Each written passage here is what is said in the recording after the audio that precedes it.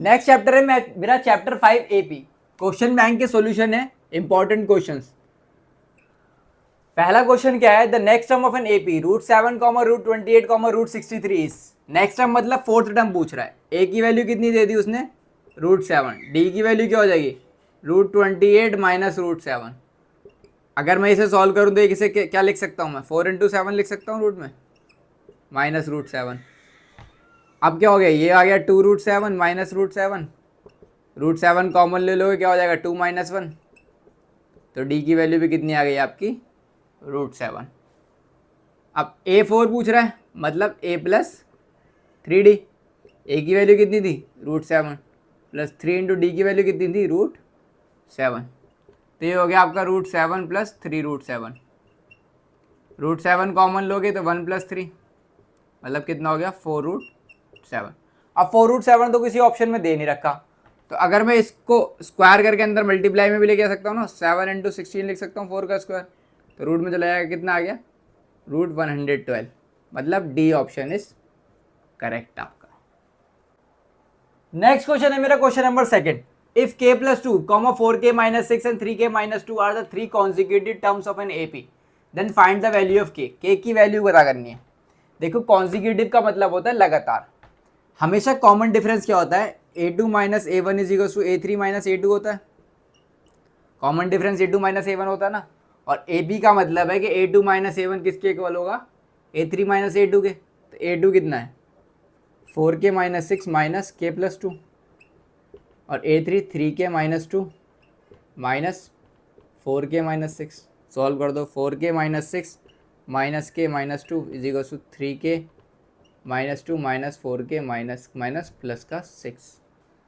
अब ये हो गया 4k - k 3k -8 = 3k - 4k minus k plus 4। 3k ये k इधर आकर प्लस का हो जाएगा, 4 ये 8 उधर जाकर प्लस का हो जाएगा। तो 4k = 12 आ गया। k की वैल्यू कितनी आ गई, 4/12/4 मतलब 3। तो 3 कौन सा है, A option is correct. Next question है मेरा question number 3। If -5/7, a, 2 are the consecutive terms of an AP, then find the value of k। Consecutive term है, मतलब a2 - a1 = a3 - a2 होगा एपी के लिए।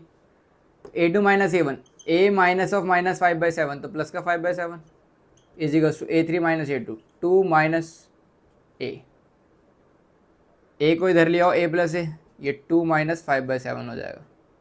ये 2a = एलसीएम लोगे इधर 7 7 × 14 - 5, तो 2a = 9/7।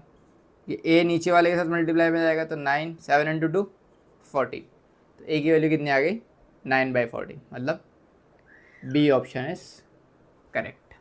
नेक्स्ट क्वेश्चन है मेरा question number 4। The value of x for which 2x, x + 10 and 3x + 2 are the 3 consecutive terms of an AP. x की वैल्यू बतानी है, सेम क्वेश्चन है लास्ट वाले की तरह। तो क्या होगा, a2 - a1 = a3 - a2, a2 - a1 मतलब x + 10 - x - 2x = a3 - a2, 3x + 2 minus x + 10। ये हो गया 10 - x, और उधर हो जाएगा 3x + 2 minus x - 10। 10 - x = 3x - x 2x minus का 8। तो ये 8 इधर आकर plus and 2x + x, 3x = 18। x की वैल्यू कितनी आ गई, 6। A option is correct. Next question है, the first term of an AP is p and the common difference is q, then its 10th term. A की value दे रखी है उसने p, और डी की वैल्यू दे रखी है q, मतलब फर्स्ट टर्म जो है वो p है, कॉमन डिफरेंस q है। a10 पूछ रहा है, a10 का मतलब क्या होता है, a + 9d। ए की वैल्यू कितनी होगी, p 9 × q मतलब 9q। तो ऑप्शन है C option is correct. Next question है, which term of an AP is 10, 7, 4 is -62। A की वैल्यू कितनी होगी 10, डी की वैल्यू कितनी होगी माइनस का 3, 7 - 10 - 3, एंड ए एन की वैल्यू कितनी होगी माइनस का 62। एन पूछ रहा है, A N = a + n - 1 × d होता है फॉर्मूला। एन की वैल्यू -62, ए की value 10 plus n-1 into D की वैल्यू -3। ये इधर आकर -62 -10 n-1 इंटू -3 -72 हो गया। डी डिवाइड में ले जाओ -3, ये माइनस से माइनस कैंसिल, 3 2 6 3 4 12, तो कितना आ गया 24। और ये 1 आ गया, 1 इधर से आकर प्लस हो जाएगा, तो एन की वैल्यू कितनी आ गई आपकी 25। ऑप्शन दे रखा है yes, B option is correct. Next question है मेरा क्वेश्चन नंबर 7।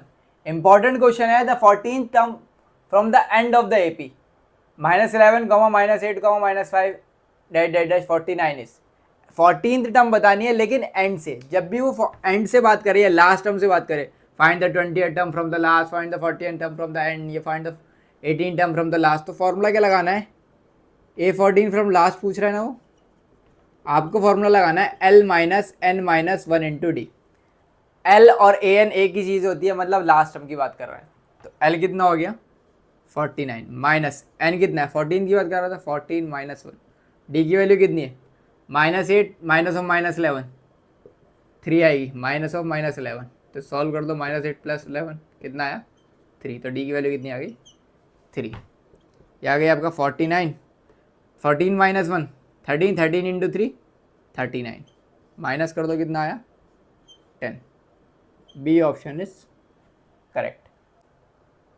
नेक्स्ट क्वेश्चन है मेरा question number 8। The 4th term of an AP 18, √18, √50, √98 is. देखो ए की वैल्यू तो हो गई आपकी √18, डी निकालना है तो क्या होगा √50 - √18। अब इसको सॉल्व कर लो, इसको कैसे लिख सकता हूँ मैं, 5√2 लिख सकता हूँ, माइनस इसको कैसे लिख सकते हैं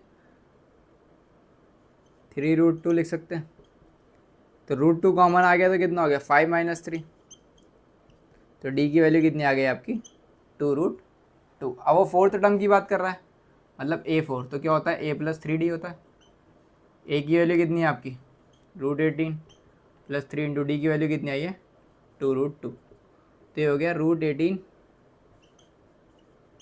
+ 6√2 हो गया। अब अगर मैं इसे सॉल्व करूँ तो इसे लिख सकता हूँ, मैंने अभी लिखा था क्या 3√2 + 6√2 हो गया, ये √2 कॉमन लिया तो कितना हो गया 6 + 3 मतलब 9। अब ये क्या है 9√2 आ गया।